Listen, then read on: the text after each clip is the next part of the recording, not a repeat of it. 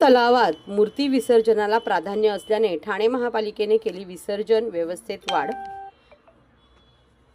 माननीय उच्च न्यायालयाच्या आदेशाप्रमाणे 6 फुटांपर्यंतच्या सर्व गणेश मूर्तींचे विसर्जन कृत्रिम तलावात करण्यात येणार आहे।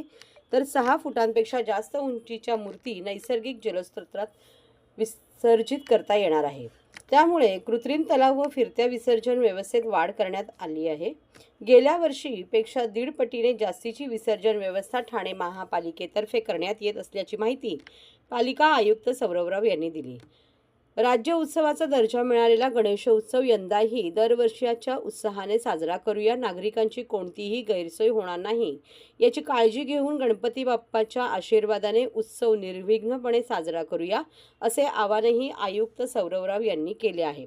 ठाणे महापालिकेच्या वतीने मंगळवारी महापालिका मुख्यालय येथील कैलास नरेंद्र बल्लाळ सभागृहात पर्यावरणपूरक गणेशोत्सव 2025 आयोजनासाठी बैठकीचे आयोजन करण्यात आले होते।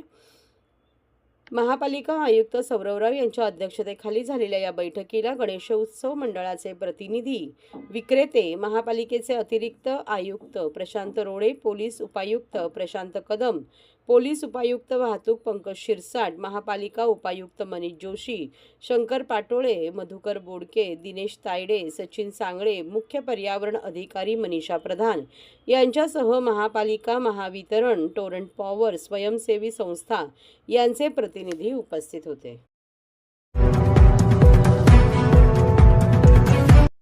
सर्व नागरिकांना आवाहन करण्यात येत आहे की सध्या डासांमार्फत पसरणाऱ्या डेंग्यू या आजाराचा प्रसार रोखण्यासाठी प्रत्येकाने पुढीलप्रमाणे कार्यवाही करावी।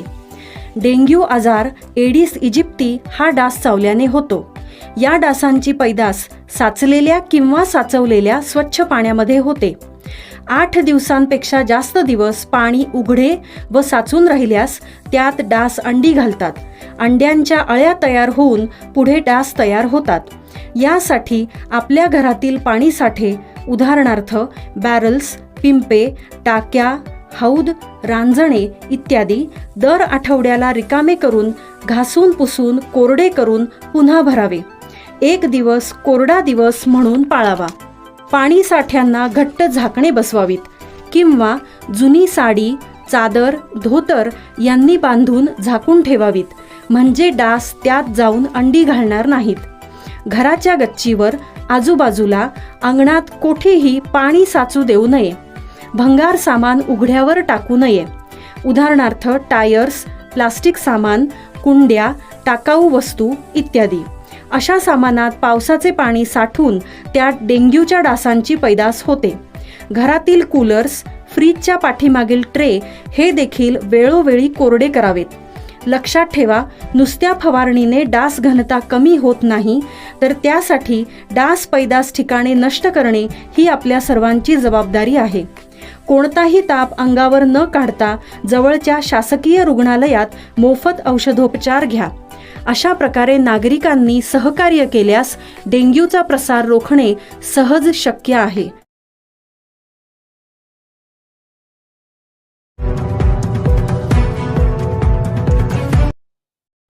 ठाणे पालिकेच्या घनकचरा विभागाचा खिसे कापू कारभार। ठाणे महापालिकेच्या ठेकेदारांनी पालिका अधिकाऱ्यांना हाताशी धरून ठाण्यातील नाल्याच्या गाळाची सफाई करण्याऐवजी ठाणेकरांच्या खिशाचीच सफाई केल्याचा आरोप काँग्रेस पक्षाकडून करण्यात आला आहे।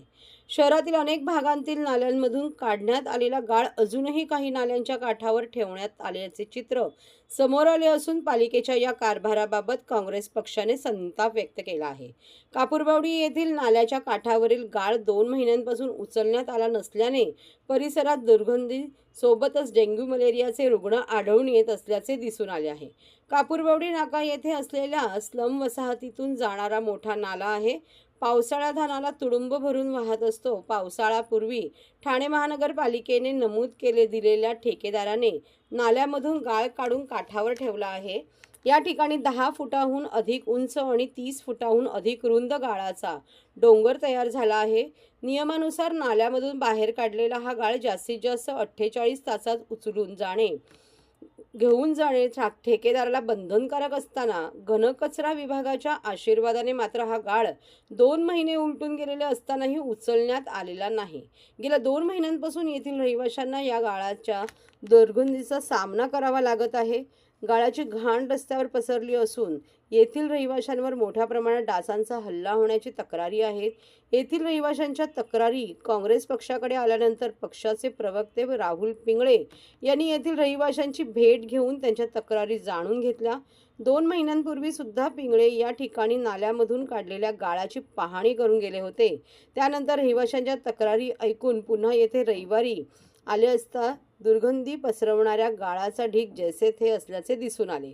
2 महिन्यांचा कालावधी उलटून गेला असल्याने त्यावर झुडपे उगवल्याचे दिसून आले. या गाळामुळे 6 जणांना डेंग्यू झाला असल्याचे येथील रहिवाशांनी सांगितले. या ठिकाणी रहिवासी स्वातंत्र्य दिनी ध्वजारोहण करतात, दहीहंडी, गणपती उत्सव साजरे करतात. हे सर्व सण काही दिवसांवर येऊन ठेपले असतानाही घनकचरा विभागातील अधिकाऱ्यांच्या आशीर्वादाने ठेकेदाराने हा गाळ अजूनही उचललेला नाही. त्यामुळे ठेकेदाराने 48 तासात गाळ उचलला नाही.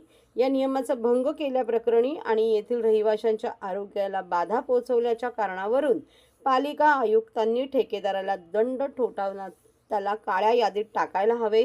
घनकचरा विभागातील अधिकाऱ्यांवर कठोर कारवाई करायला पाहिजे. सातत्याने सांगतोय की नाले सफाई योग्य पद्धतीने होत नाहीये.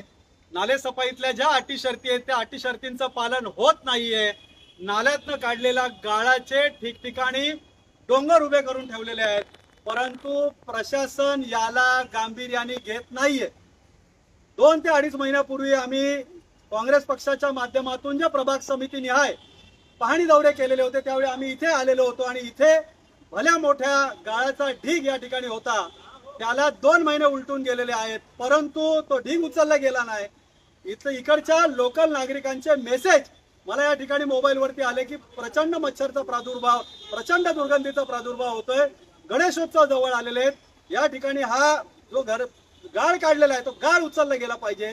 तुम्ही सांगा, खरं तर अटी शर्तींमध्ये 48 तासामध्ये त्यातलं पाणी निथळल्यानंतर हा उचलला गेला पाहिजे, परंतु जवळजवळ यांचं असं म्हणणं आहे की 2.5 ते 3 महिने. आम्ही आलेलो तेव्हा त्याला 2 महिने झालेले आणि गाळ काढून त्याला 15-20 दिवस झालेले होते. तेव्हापासून हा गाळ या ठिकाणी पडलेला आहे. कुठेतरी ठाणे महानगरपालिकेच्या अधिकाऱ्यांचं आणि ही जी संस्था नाले सफाई करते त्यांचा कुठेतरी साटेलोट आहे. त्यामुळे यांच्यावरती कुठल्याही प्रकारची ठोस कारवाई किंवा दंडात्मक कारवाई या ठिकाणी होत नाही आणि घनकचरा विभागाचे अधिकारी यांना सातत्याने पाठीशी घालतायत. हे पुन्हा एकदा या इथल्या या गाळाच्या ढिगाऱ्यावरून निदर्शनास येत आहे. नागरिकांना या ठिकाणी प्रचंड त्रास होतो आहे. त्यांचं काय म्हणणं आहे की असे डोंगर या ठिकाणी उभे करून ठेवा. आम्ही आमची घरदारं या ठिकाणाहून आमची घरदारं सोडून जातो.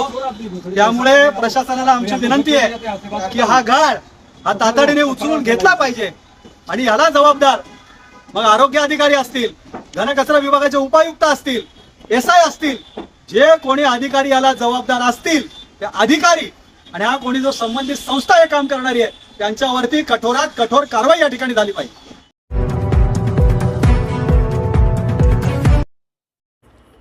सायकल आणि पौष्टिक आहार पाककला स्पर्धा ठाण्यात रंगला आरोग्याचा सण. जंक फूड दूर ठेवूया, पौष्टिक फूडच खाऊया ही टॅगलाईन अंमलात आणत पहिल्यांदाच आम्ही सायकल प्रेमी फाउंडेशनतर्फे आयोजित पौष्टिक पाककला स्पर्धा आरोग्यप्रेमींसाठी पर्वणीच ठरली.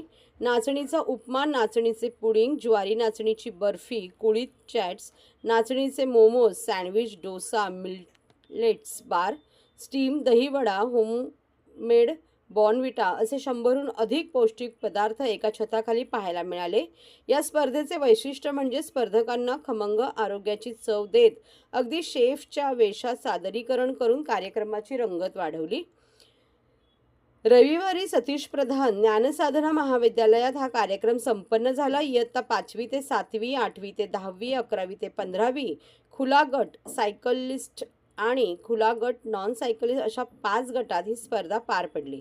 या कार्यक्रमाला प्रमुख पाहुणे म्हणून उपस्थित असलेले आमदार ॲडव्होकेट निरंजन डावखरे म्हणाले की जगाच्या पाठीवर पाहिले आता बाहेरचे देश ऑर्गॅनिक फूडकडे वळत आहे. शारीरिक व्यायामाबरोबर मानसिक व्यायाम देखील तितकाच महत्त्वाचा आहे. त्यामुळे स्वतःबरोबर इतरांनाही सायकलिंग करायला प्रोत्साहन द्या. ज्येष्ठ आयुर्वेदाचार्य आणि परीक्षक डॉक्टर उदय कुलकर्णी म्हणाले की आरोग्यदायी आहार तर घ्याच, पण व्यायाम म्हणून सायकलिंग देखील करा. न्यूरोसर्जन आणि मुंबई सायकल महापौर डॉक्टर विश्वनाथ अय्यर यांनी सर्व आजारांवर सायकलिंग हा चांगला उपाय आहे. तुमच्या दैनंदिन सवयींमध्ये सायकलिंगला महत्त्वाचे स्थान द्या.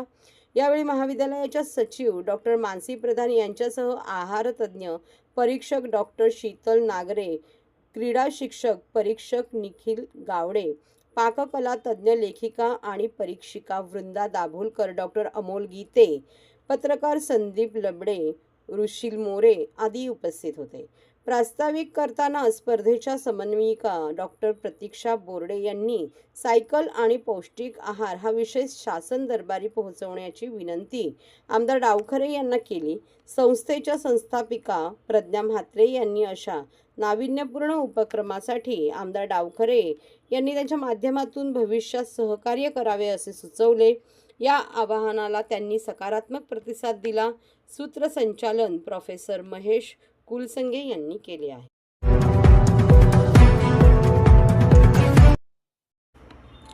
एसटी महामंडळ राज्य शासनाचे अधिकृत यात्री ॲप चालवणार. परिवहन मंत्री प्रताप सरनाईक. चालकाला सन्मानजनक मोबदला आणि प्रवाशांना सुरक्षित प्रवासाची हमी देणारे राज्य शासनाचे अधिकृत यात्री ॲप लवकरच एसटी महामंडळ मार्फत सुरू करण्यात येत आहे, अशी माहिती परिवहन मंत्री तथा एसटी महामंडळाचे अध्यक्ष प्रताप सरनाईक यांनी दिली. ते मंत्रालयातील आपल्या दालनामध्ये केंद्र व राज्य शासनाच्या ॲग्रिगेटेड पोलीस पॉलिसीच्या अधीन राहून राज्य शासनाचे यात्री ॲप बनवण्याच्या अंतिम मसुद्यावरील चर्चेवेळी बोलत होते. या बैठकीला आमदार प्रवीण दरेकर, परिवहन विभागाचे अतिरिक्त मुख्य सचिव संजय सेठी, परिवहन आयुक्त विवेक भीमनवार, एसटी महामंडळाचे उपाध्यक्ष व व्यवस्थापकीय संचालक डॉक्टर माधव कुसेकर व इतर अधिकारी उपस्थित होते. मंत्री सरनाईक म्हणाले, राज्य सरकारने मराठी तरुणांना रोजगाराच्या संधी उपलब्ध करून देणे, भरमसाठ नफा कमवून प्रवासी व चालकांना वेठीस धरणाऱ्या खाजगी कंपन्यांच्या जोखंडातून मुक्त करण्याच्या प्रामाणिक हेतूने आधुनिक तंत्रज्ञानावर आधारित प्रवासी ॲप बस, रिक्षा, टॅक्सी व ई बस या वाहन सेवाकरिता सुरू करण्याचे निश्चित केले आहे. सदर ॲप राज्य शासनाच्या परिवहन विभागाच्या सहकार्याने एसटी महामंडळामार्फत सुरू करण्यात येईल. भविष्यात एसटी महामंडळाला उत्पन्नाचा नवा स्रोत निर्माण करणे व प्रवाशांना एक विश्वासार्ह सेवा उपलब्ध करून देणे हा उद्देश समोर ठेवून हे शासकीय ॲप एसटी महामंडळाने चालवणे योग्य राहील, असे प्रतिपादन मंत्री सरनाईक यांनी यावेळी